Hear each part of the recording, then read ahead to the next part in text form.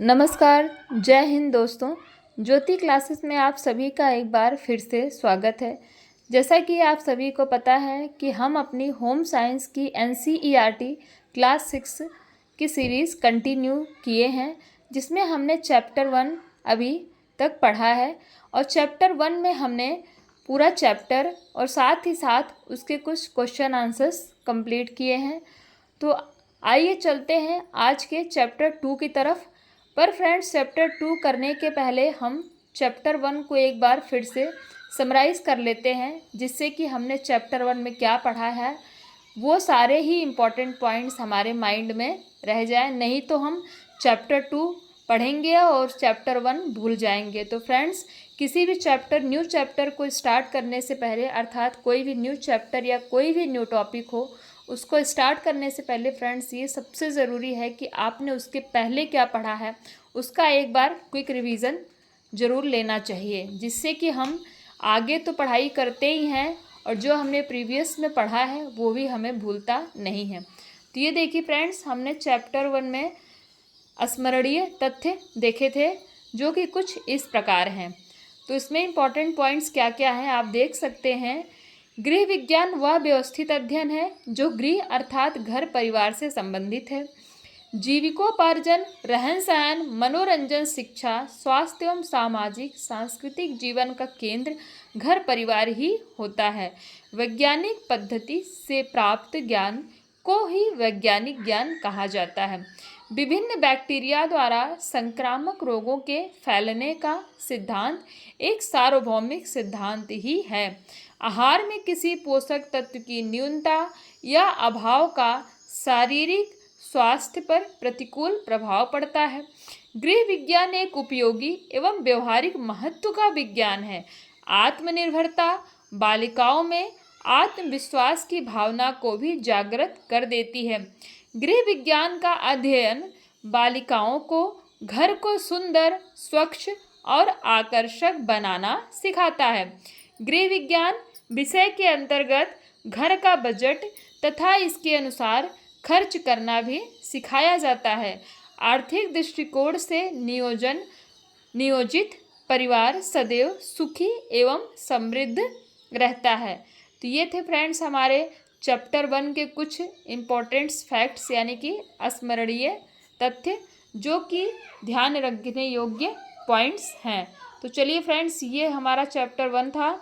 आज हम चलते हैं आज के अपने अगले टॉपिक की तरफ, जो कि है चैप्टर 2। चैप्टर 2 है स्वास्थ्य, अर्थ, लक्षण तथा महत्व, means health meaning, symptoms and importance. स्वास्थ्य का अर्थ।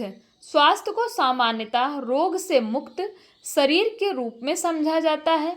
समाज का प्रत्येक व्यक्ति स्वस्थ रहना चाहता है। हम अस्वस्थ व्यक्ति उसे कह सकते हैं जो ज्वर से या नज़ला जुकाम से या किसी प्रकार के दर्द से पीड़ित रहता है।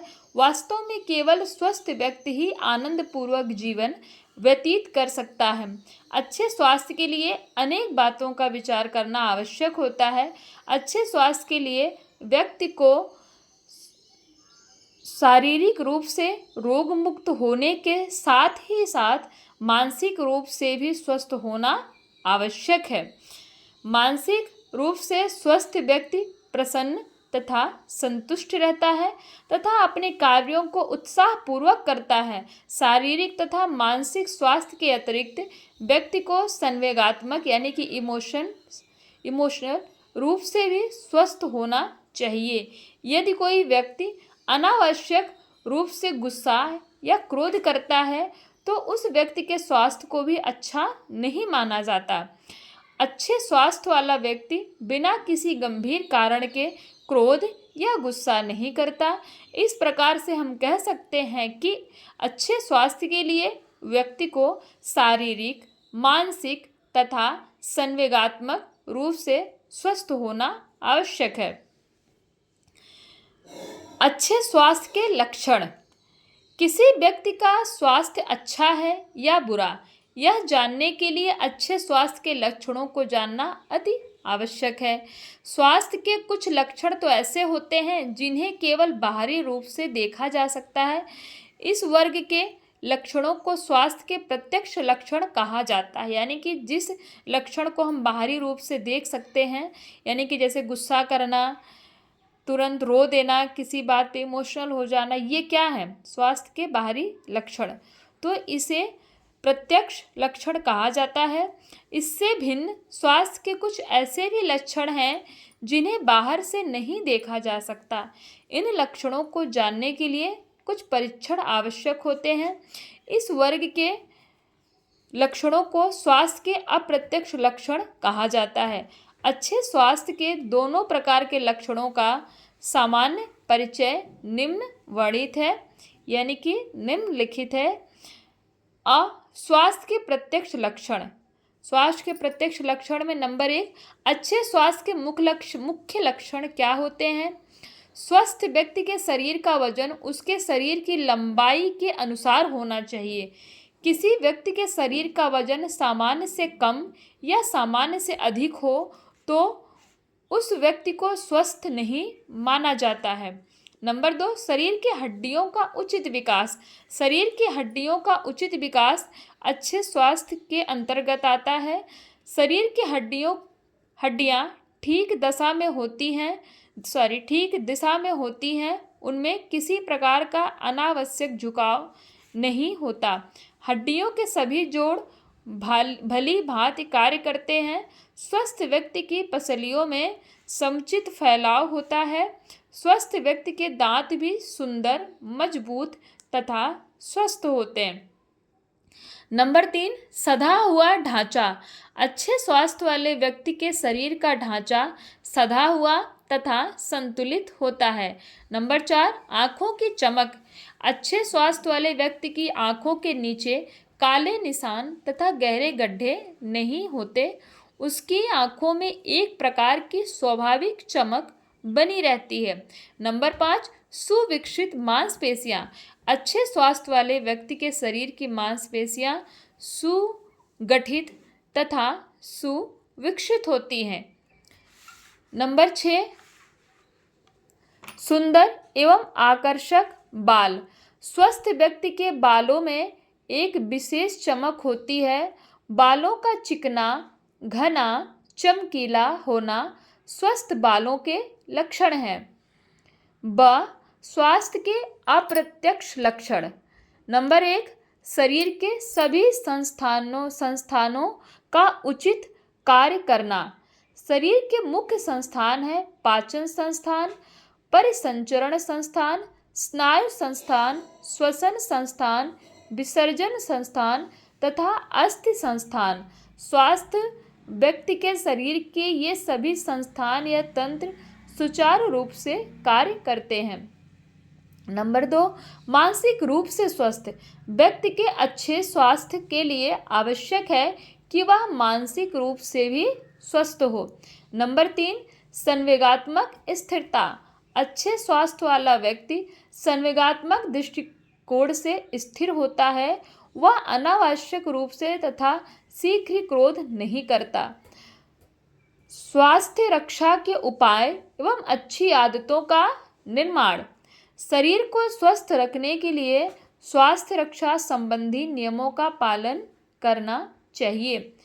वो नियम कौन कौन से हैं? नंबर 1, सूर्योदय से पूर्व सोकर उठना और रात में जल्दी से सो जाना।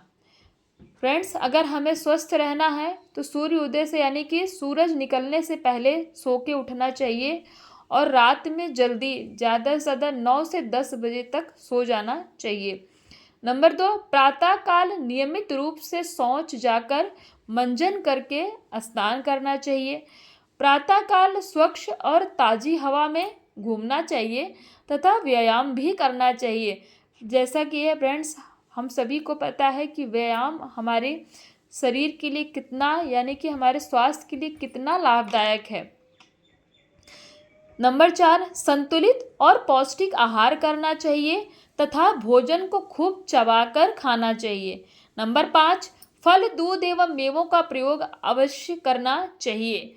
नंबर 6, वस्त्र साफ सुथरे और मौसम के अनुकूल ही पहनने चाहिए, यानी कि आप जो वस्त्र पहने वो साफ सुथरे हों और मौसम के अनुकूल यानी कि गर्मी है तो गर्मी के अकॉर्डिंग कपड़ा पहने, ठंडी है तो ठंडी के अकॉर्डिंग पहने, बरसात है तो उसी मौसम के अकॉर्डिंग ही अपने वस्त्र पहनने चाहिए। नंबर 7, व्यक्तिगत स्वास्थ्य के लिए स्वस्थ मनोरंजन की आदत भी विकसित कर लेना चाहिए। यानी कि अगर हमें स्वस्थ रहना है, अपने माइंड को अच्छा रखना है, स्वस्थ रखना है, तो हमें अच्छा मनोरंजन भी करना चाहिए कि जो कि जिससे कि हमारा माइंड फ्रेश हो और हमें ताजगी महसूस हो। नंबर 8, मानसिक स्वास्थ्य के लिए प्रत्येक व्यक्ति को नैतिक नियमों का पालन करना चाहिए। नैतिक नियमों के अंतर्गत सत्य बोलना, अनुशासन का पालन करना, सहयोग की भावना आदि सद्गुणों को अपनाना चाहिए। नंबर 9, नाखून सप्ताह में एक बार अवश्य काटने चाहिए। नंबर 10, नियमित रूप से विश्राम तथा निद्रा की आदत होनी चाहिए। नेक्स्ट टॉपिक, अच्छा स्वास्थ्य सुखी परिवार। यानी कि अगर हमारा स्वास्थ्य अच्छा रहेगा तभी हमारा परिवार भी सुखी रहेगा।